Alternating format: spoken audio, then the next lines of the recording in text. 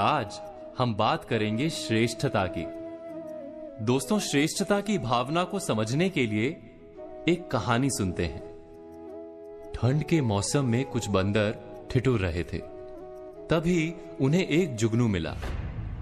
जुगनू से रोशनी आ रही थी, जैसे वो कोई उड़ता हुआ अंगारा हो। बंदरों ने जुगनू को पकड़कर सूखी लकड़ियों पर रखा और सब मिलकर उसे फूंकने लगे। शायद किसी गांव में इंसानों को देखा होगा छोटी सी चिंगारी को फूंक कर आग बनाते हुए। उन्होंने भी आग लगाने का प्रयास शुरू कर दिया। कुछ ही देर में जुगनू मर गया। उससे आ रहा प्रकाश बुझ गया। बंदरों ने दूसरे जुगनू को पकड़ लिया और फिर से फूंकना शुरू कर दिया। पास के पेड़ पर एक सयानी चिड़िया बैठी थी। बंदरों की मशक्कत देखकर चिड़िया ने बंदरों से कहा कि आप बेकार मेहनत कर रहे हैं। ये जुगनू है, चिंगारी नहीं। देखा नहीं मुझे जुगनू को खाते हुए? अगर ये आग होती तो मैं जल जाती। तुम सब बेकार मेहनत कर रहे हो।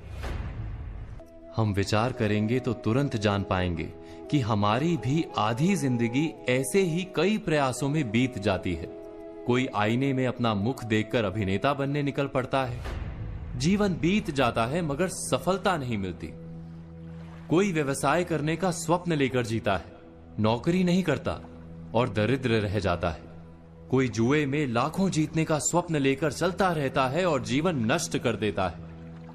क्या हम सब आग की आशा में किसी ना किसी जुगनू को नहीं फूंक रहे?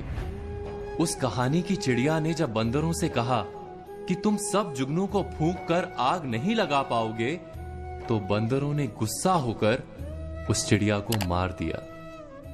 हमें भी जब कोई कहता है कि हम जिस स्वप्न को लेकर चल रहे हैं वो मिथ्या है, तो हमारा प्रतिभाव क्या ऐसा ही नहीं होता? क्या सलाह देने वाले पर हम गुस्सा नहीं हो जाते? अब यह भी आश्चर्य है कि एक और हमें कहा जाता है मनुष्य जब कोई स्वप्न लेकर मेहनत करता है तो अवश्य सफल होता है। दूसरी ओर यह भी कहा जाता है कि सारे स्वप्न सफल नहीं होते। समय आने पर जुगनू और चिंगारी का भेद समझना आवश्यक है। इस दुविधा का उपाय क्या है?